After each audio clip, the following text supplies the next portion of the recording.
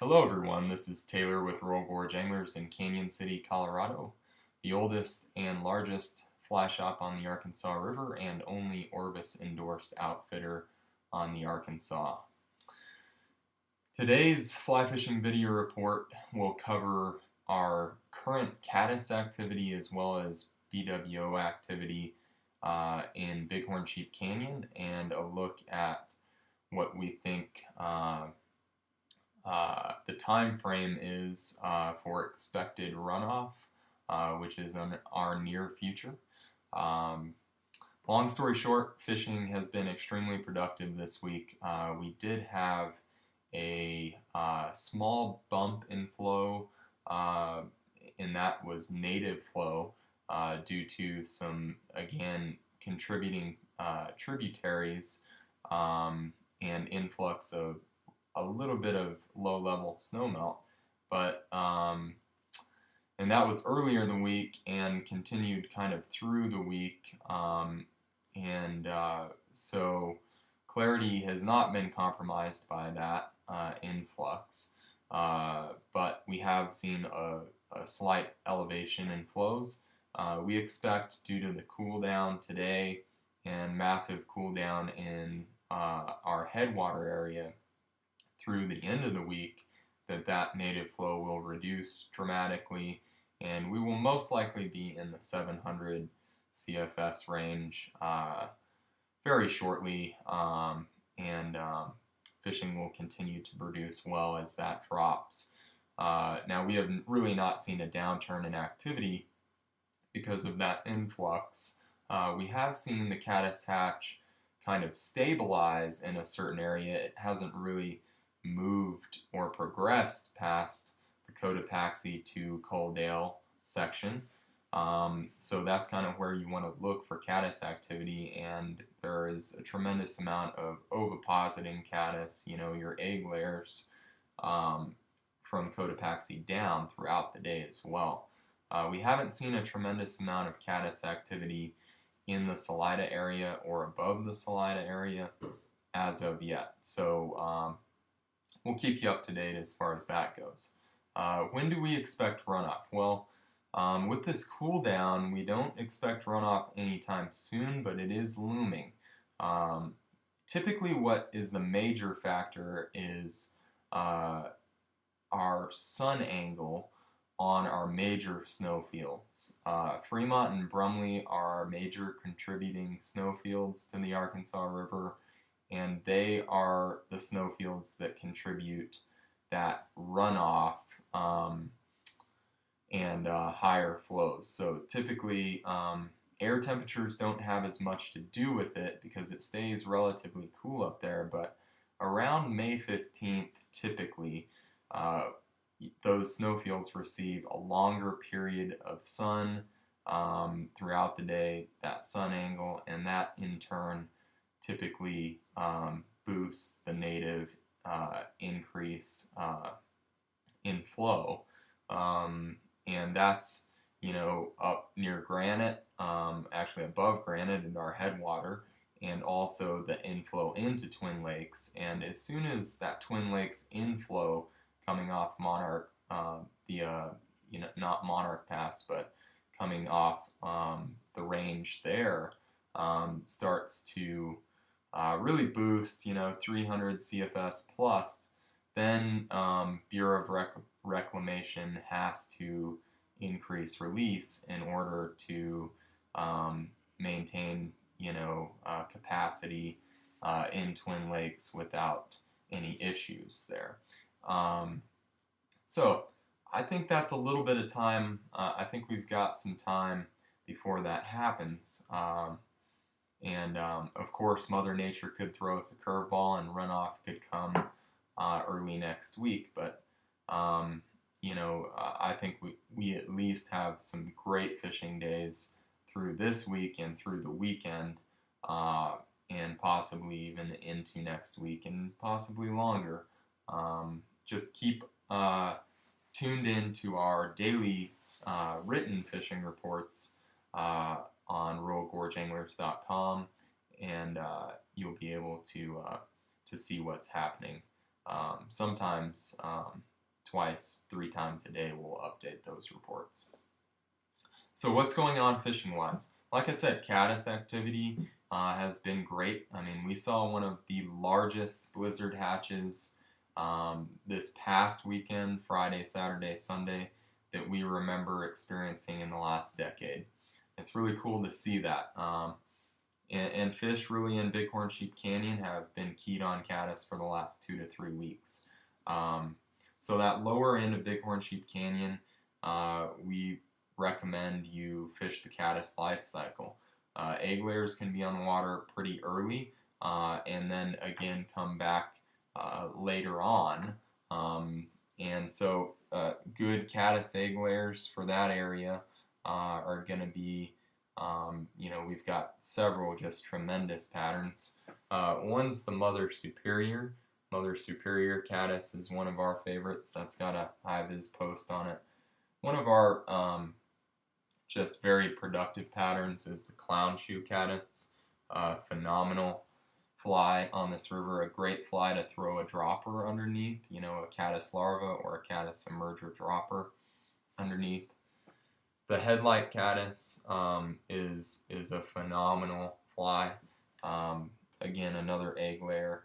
And then kind of one of our more traditional patterns on this river, Larry Kingree's Little Hottie caddis, which again is just a phenomenal fly. Again, other parts of the caddis life cycle, and during a big hatch, you really want to focus on your emerger stage, which is that mid-water column to subsurface stage. These are our non-weighted emergers. John Barr's Graphic caddis, phenomenal fly.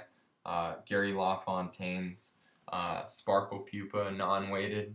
And typically we're throwing those under one of our dries during a hatch, those non-weighted emergers. Any of which could be your Durangler's Peacock Black caddis, which has been an extremely productive fly. Larry Kingree's, of course, Black Foam caddis is one of our best sellers. And then one that I've liked lately is called the Outrigger caddis. Has a nice foam thorax on it. It's been a really productive pattern. So typically we're running those caddis dries with non-weighted caddis emergers during any hatch time period, which could be anywhere from 10 a.m. to 3 or even 4 p.m. Typically we see egg layers ovipositing caddis before that and after that, anywhere from really Coaldale down. Like I said, kind of the leading edge of the hatch where you're going to see the most influx of new hatches for the caddis is going to be anywhere from Cotopaxi to Coaldale, and some above that and some below that. But we do like to nymph fish in the morning. I think it's a little bit more productive, and not just in the morning until you see caddis on the water or blue-winged olives on the water. Before we go into the nymphing, let me show you a couple blue-winged olive patterns. On the emerger stage, we've done really well with purple. And purple in the Jujubatus, Charlie Craven's Jujubatus has been just a phenomenal fly. In the dry stage, I like something in the dun stage, just a little bit smaller, slider profile. Larry Kingree's Wild Turkey Batus has been a great fly. That's been a good one in the size 20 and 22. And then continuing to be a great fly for us is the Lowrider Batus. And the Lowrider Batus has been producing well for over a month for us. So blue-winged olive activity is consistent day in and day out from, Buena Vista down. And then as far as our nymphing is concerned, typically throwing a stonefly up front just to get the rig down, and as an attractor, the 20-incher's a good fly, and the little bit larger golden rubber leg, Larry Kingree's rubber leg. And a great just general attractor nymph that has been producing extremely well right now, Psycho Prince. Psycho Prince has been great. That's a purple prince. In the blue-winged olive stage, nymphing-wise, I like stuff like the glint nymph or the lightning bug. Something with a little bit of flash to it has been fishing really well with that blue-winged olive profile. So the glint or the lightning bug, also a great pattern, the hot belly pheasant tail.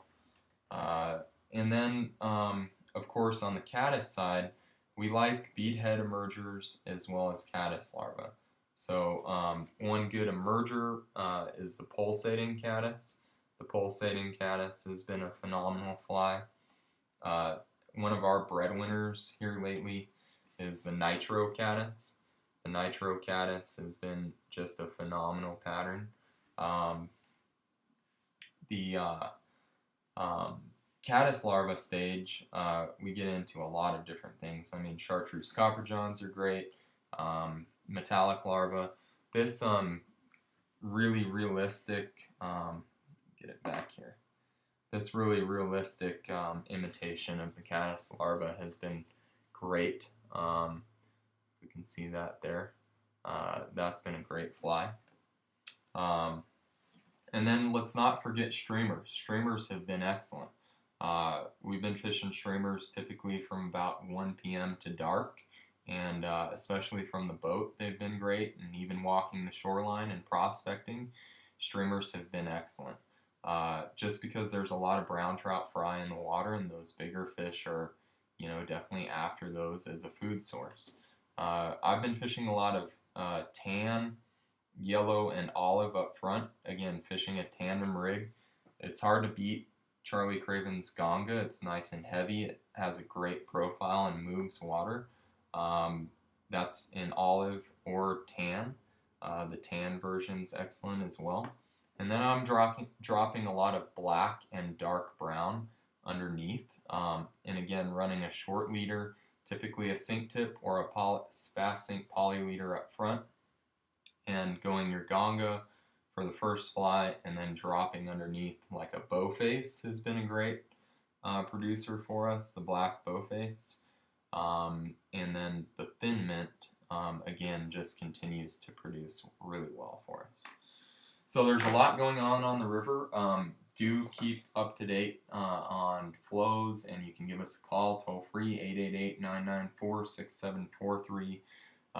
If you have any questions about when runoff potentially might happen, but as of now, fishing's great, flows are great. We're going to have a little dip in flows due to the cold weather. Get down here this weekend. It could be our last. If you really want to fish caddis and blue-winged olives, come down and have some fun. I will touch base just quickly on the Pueblo tailwater. They are starting augmented releases, and that's due to incoming flow into Pueblo Reservoir and augmented irrigation and agricultural demand releases downstream. And that should hang around the 7 to 1500 CFS range, which is going to make that river pretty tough.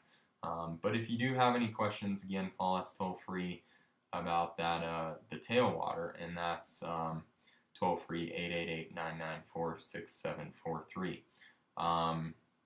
Visit us online, www.royalgorgeanglers.com, shop online, and if you do have any questions, stop in the fly shop on your way up the river, or to grab some custom patterns like you've seen today. We expect this weekend to be just a gangbuster weekend on the river, so come enjoy it. Thanks so much for viewing. Take care.